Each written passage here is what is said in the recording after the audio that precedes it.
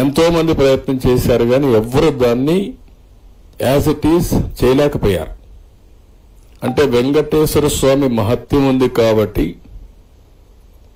అక్కడ తయారు చేసే వాళ్ళందరూ డెడికేషన్తో పనిచేస్తారు కాబట్టి ఇచ్చే దాతలు కూడా with purity of heart A ingredients ఇచ్చినా ఏది సరఫరా చేసినా చేస్తారు కాబట్టి ఆ పవిత్రత వచ్చింది, దానికి ఒక ప్రత్యేకత వచ్చింది.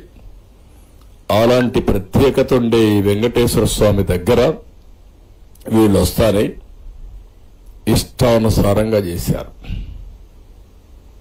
ట్రస్ట్ బోర్డుల నియామకం ఒక గ్యాంబ్లింగ్ కింద తయారైంది. చట్టాన్ని ఇష్టప్రకారం మార్చి దగ్గర 50 మంది నామినేషన్లకు ప్రోత్సహించే పరిస్థితి వస్తే కొన్ని హైకోర్టులో స్టేలు వచ్చే పరిస్థితికి వచ్చింది. ఎక్సెఫిషియోస్ కనపడడంతో ఎక్సెఫిషియో వీళ్ళంతా కొండపై వ్యాపారాలు చేయడం, వెంకటేశ్వర స్వామి టికెట్లు ఇష్ట ప్రకారం అమ్మడం.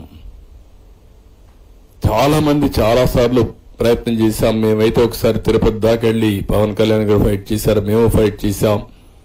తిరుపతికి వెళ్తే మా టీంలో రాలేకపోతే తిరుపతిలోనే ప్రొటెస్ట్ చేసి అలిపేరు దగ్గరనే ప్రొటెస్ట్ చేసి అరెస్ట్ అయి తిరిగి వచ్చిన సందర్భాలున్నాయి. అదే మరిగా నమ్మకం లేని వాళ్ళందరినీ టెంపుల్ వేయడం, చైర్మన్ గా అన్య మతస్థులకి ప్రాధాన్యత ఇవ్వడం, అదే మరి నమ్మకం లేని వాళ్ళు పెట్టడం, ఇవన్నీ చేసి వీళ్ళ రాజకీయ ప్రయోజనాల కోసం టీటీడీని ఉపయోగించే పరిస్థితికి వచ్చారు.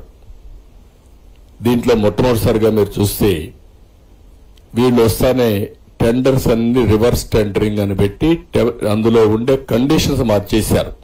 నేను అవి కూడా మీకు సరఫరా చేస్తున్నాను.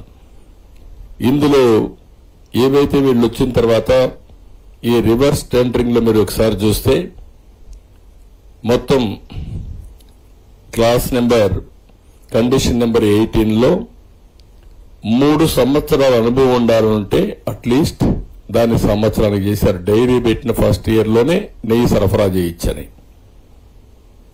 రెండోది 4 లక్షల లీటర్ల మిల్క్ ఉత్పత్తి చేయాలని ఉంటే దాన్ని తీసేశారు. అంటే ఎవడైనా సరఫరా చేయొచ్చు, వాడి మిల్క్ లేకపోయినా పర్వాలేదు. ఇంకొక పక్కన 8 టన్నులు మార్కెట్ అతను అమ్మేదానికి అదనంగా ఒక 8 టన్నులు ఫర్ డే ఉత్పత్తి చేసే వాళ్లే పెట్టాలని పెడితే ఆ కండిషన్ కూడా తీసేశారు. ఇంకొక పక్కన మీరు చూస్తే ఏదైతే ఈ 3 years పీరియడ్ నేను ఇంతకుముందు చెప్పింది 12 టన్నులు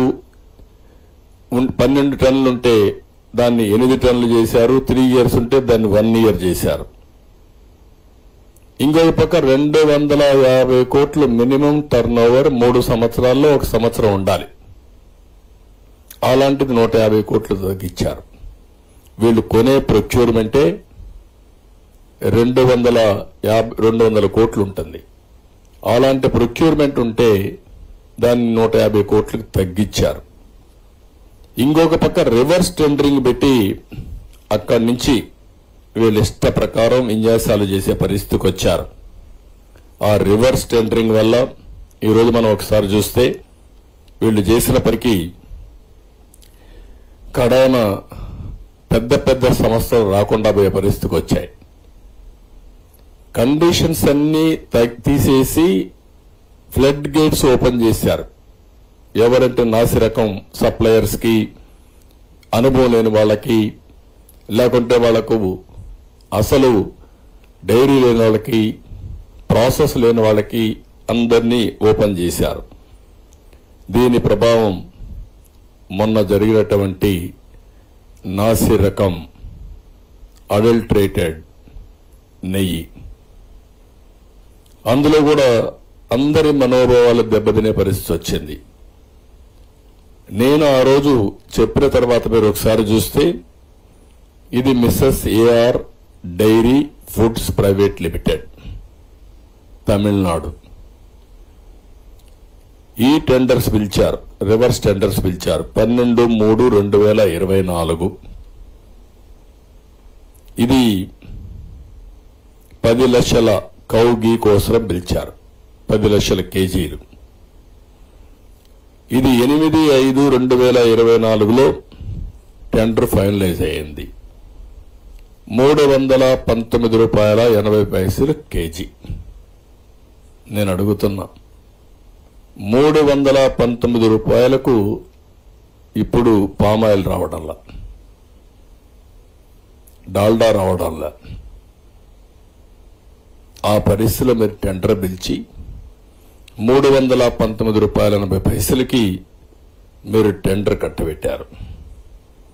అతను 12 జూన్ 2024 నుంచి సప్లై చేయడం మొదలుపెట్టాడు. అవి సప్లై చేసే కార్యక్రమంలో 2 ట్యాంకర్స్ 6-7-24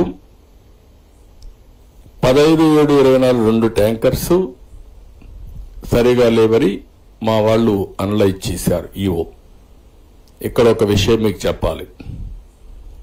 నేను ముఖ్యమంత్రి అవుతానే, ముఖ్యమంత్రి అయ్యే లోపలనే చీఫ్ సెక్రటరీ లీవ్ పెట్టి వెళ్ళాడు. ఆనాడు ఉండే చీఫ్ సెక్రటరీ అతను అవుతానే ఇమ్మీడియట్ గా ఇన్ఛార్జ్ చీఫ్ సెక్రటరీని అపాయింట్ చేసుకున్నాం. అది అయిన తర్వాత నేను సీఎం స్వేరింగ్ ఇన్ చేశాను.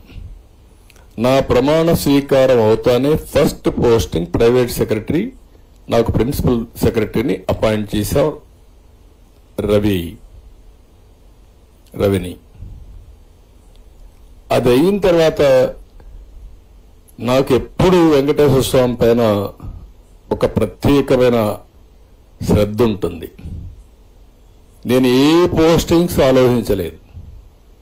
నేను ఆలోచించి ఉండే వాళ్ళందరిలో ఆలోచించిన తర్వాత ఎవరికి పోస్టింగ్ ఇస్తే ప్రక్షాళన ప్రారంభం అవుతుందని ఆలోచించి ఉండే వాళ్ళల్లో సరైన అభ్యర్థి అని శ్యామలరావు గారిని ఎంపిక చేశాను ఈవోగా. నేను పిలిచి చెప్పాను. అప్పుడు పోర్ట్ఫోలియోస్ కూడా ఇచ్చినట్లేదు. నేను ఒకే మాట చెప్పాను, శ్యామలరావు గారు మీరు తిరుపతికి వెళ్తున్నారు, మీ బాధ్యత ప్రక్షాళన మొదలు పెట్టాలి. తిరుమల తిరుపతి దేవస్థానంలో అపవిత్రమైన కార్యక్రమాలన్నీ జరిగాయి. అవన్నీ ప్రక్షాళన చేసి మళ్లీ పుణ్యక్షేత్రానికి పూర్వ వైభవం తేవడానికి భగవంతుడు నాకు ఒక ఆదేశం ఇచ్చాడు. నాకు ఇచ్చిన ఆదేశాలను మీకు కూడా ఆదేశం ఇస్తున్నా. ఈ పోస్టింగ్స్ మీ పోస్టింగ్స్ ఇచ్చానంటే ఒక ప్రత్యేకత ఉంది, మీరు గుర్తుపెట్టుకొని వెళ్ళండి అని చెప్పి చాలా క్లియర్గా బ్రీఫింగ్ ఇచ్చి పంపించాను. అక్కడి నుంచి నేను ఎప్పటికప్పుడు వింటున్నాను. Day by day improvement start అయింది. నేను కూడా ఏ ఆఫీసర్కైనా కొంత టైం ఇవ్వాలి. అందుకే ఆ టైం ఇచ్చినప్పుడు ఇంప్రూవ్మెంట్ వస్తే, ఇందులో అతను చేసిన పని మీరు చూస్తే ఎవరైతే సప్లై చేసే వాళ్ళందరూ సబ్ స్టాండర్డ్ సప్లై చేస్తున్నారు. ఆ సబ్ స్టాండర్డ్ సప్లై చేస్తే గట్టిగా పిలిచి అందరికీ వార్నింగ్ ఇచ్చాడు. అప్పటికే క్యాంటీన్ పోయాడు, భోజనం చేశాడు, కొన్ని కార్యక్రమాలు చేశాడు. దానివల్ల కొద్దిగా ఇంప్రూవ్ అయింది. నేను కూడా ఆయన స్ట్రెంగ్తన్ చేయడానికి కొంతమంది అధికారులు ఇచ్చాం, అన్ని చేశాం. ఇది అయిన తర్వాత ఎప్పుడైతే చెప్పినా కూడా వినలేదు. ఇక్కడ కూడా మీకుండే టెస్టులు కూడా అడల్ట్రేషన్కి ఎలాంటి